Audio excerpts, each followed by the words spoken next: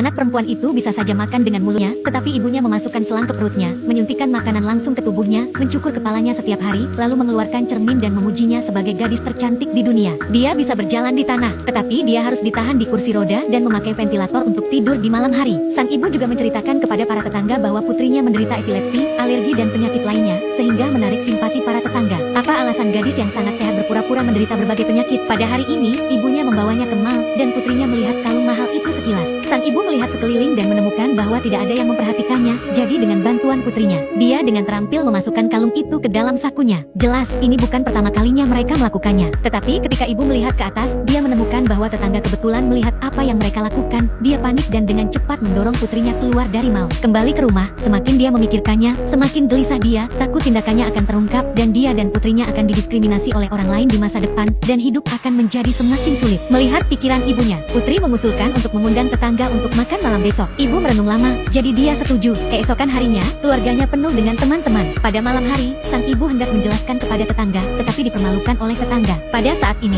ibu melihat putrinya mencuri kue, dia berlari dan menjatuhkan kue di tangan putrinya ke rumah sakit. Pada saat ini, sedikit belas kasihan muncul di wajah tetangga. Mungkin ibu minum obat tepat waktu. Setelah mengamati selama beberapa waktu, putrinya tidak mengalami alergi. Setelah keluar dari rumah sakit, sang ibu mengatakan kepada putrinya untuk tidak makan makanan manis, atau dia akan syok atau mati. Keduanya bersiap-siap untuk pulang, namun sang tetangga datang ke rumah sakit. Kesempatan ini, sang ibu untuk bercerita tentang sulitnya hidup dan berhasil merebut simpati tetangga tersebut. Dia akhirnya tidak perlu khawatir mencuri kalung itu agar diketahui orang lain. Setelah kembali ke rumah, ibu saya mengeluarkan beberapa surat, yang semuanya merupakan sumbangan dari orang-orang yang baik hati kepada ibu dan putrinya. Setelah dia mengumpulkan cek, dia pergi tidur dengan puas. Setelah putrinya melihat bahwa ibunya sedang tidur, dia mematikan ventilator, melepas topeng, dan kemudian dengan hati-hati duduk. Kakinya perlahan menginjak lantai. Putri saya, yang lumpuh selama bertahun-tahun bisa berjalan. Selama bertahun-tahun, pertama-tama dia menggerakkan otot dan tulangnya, lalu pergi ke dapur untuk menyiapkan obat anti alergi, lalu mengambil yogurt dan meremasnya ke tangannya, mengumpulkan keberaniannya. Setelah memakannya dalam satu gigitan, dia menemukan bahwa dia bisa makan dengan mulutnya, dan dia tidak memiliki alergi terhadap makanan manis, tetapi dia menemukan bahwa dia tidak berani memberitahu ibunya, dan hanya bisa diam-diam menjalani kehidupan normal setiap hari. Malam pelajari cara berdandan dengan video untuk menarik lebih banyak perhatian pria, dan menyesap kelezatan minumannya. Tapi masa-masa indah itu tidak berlangsung lama,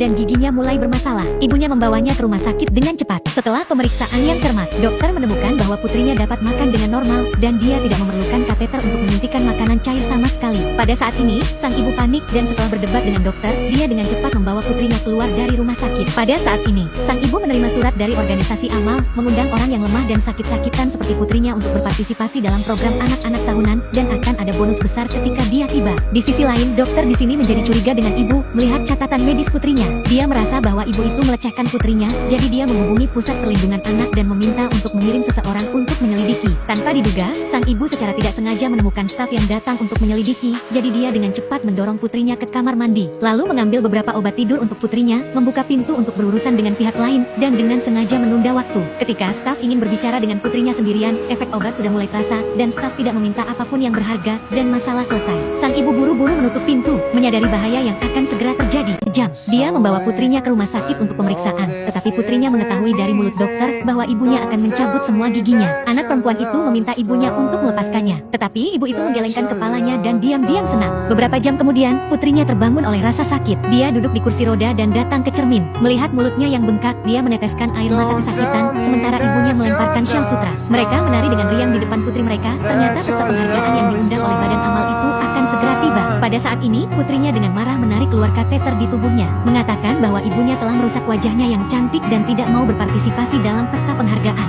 Sang ibu pergi dan memarahinya bahwa dia harus menghadiri pesta titik keesokan harinya. Sang ibu mendandani putrinya di belakang panggung penghargaan dan memuji putrinya karena kecantikannya, tetapi putrinya membuka mulutnya untuk mengungkapkan protes diam-diamnya. Sang ibu takut bahwa hal-hal akan terungkap, jadi dia mengeluarkan gigi palsu yang telah disiapkan sebelumnya dan membiarkannya memakainya. Senyum muncul di wajah putrinya, dan mereka naik ke panggung di tengah tepuk tangan penonton. Keduanya dengan senang hati menerima sumbangan besar dari badan amal. Pada saat yang sama, untuk merebut simpati penonton, keduanya membawakan lagu tentang cinta di atas panggung. Beberapa hari kemudian, sang ibu membawa putrinya ke rumah sakit untuk mengubah hak asuh. Dokter memberinya sebotol kok sementara sang ibu pergi melalui formalitas. Dokter mengatakan kepadanya bahwa dia tidak hanya alergi terhadap gula, tapi dia juga bisa makan dengan normal. Putrinya terlalu takut untuk mencobanya dengan mudah karena takut ketahuan oleh ibunya dan menyiksanya dengan berbagai cara. Pada saat ini, ibu baru saja masuk dan tindakan dokter akhirnya tidak berhasil. berhasil. Selanjutnya, dokter mengganti kateter untuk putrinya. Meskipun proses ini agak menyakitkan, putri saya hanya bisa menahannya dengan tenang. Setelah kembali ke rumah, ibu saya membuka beberapa surat yang semuanya disumbangkan oleh simpatisan. Melihat uang itu, wajah ibuku tiba-tiba meledak. Pada saat ini, putrinya datang ke kamarnya sendirian dan meletakkan boneka di tangannya di tempat tidur. Setiap kali putrinya pergi ke rumah sakit, ibunya akan membelikannya boneka untuk menghiburnya. Sekarang, boneka-boneka itu menumpuk di seluruh tempat tidur, dan putrinya memandangi boneka-boneka di tempat tidur dengan jijik di wajahnya. Tiba-tiba, sang ibu memintanya untuk pergi bernyanyi di ruang tamu, tetapi putrinya menutup pintu. Pada saat ini, benih-benih kejahatan telah tumbuh di dalam hatinya. Setiap hari seorang ibu meminta putrinya berpura-pura menderita berbagai penyakit untuk mendapatkan simpati. Sekarang dia tidak bebas, dia muak dengan kehidupan yang ada, dan benih kejahatan telah tumbuh di dalam hatinya. Dia diam-diam mempelajari beberapa keterampilan aneh secara online setiap hari, melihat beberapa tempat indah, dan menunjukkan senyum malu-malu. Keesokan harinya, sang ibu membawa putrinya ke pameran animasi, dan putrinya mulai menerapkan apa yang telah dipelajarinya saat ibunya pergi. Dia menarik pakaiannya ke samping, mengumpulkan keberaniannya dan bergegas, mengambil sepasang sepatu untuk dijual, berpura-pura bertemu secara kebetulan, dan menyapa. Kemudian dia mengucapkan pujian yang disukai semua pria, "Anda adalah pria paling baik yang pernah saya temui." Di luar dugaan, metode mengambil percakapan yang dipelajari di internet benar-benar berhasil, dan jarak antara keduanya selangkah lebih dekat. Nama pria itu adalah Dashan, dan saya tidak tahu apakah itu karena simpati atau cinta sejati, dan dia merawat Xiaomi dengan cermat. Dan Xiaomi akhirnya merasakan rasa cinta pertamanya, dan wajahnya penuh cinta. Saat berpisah,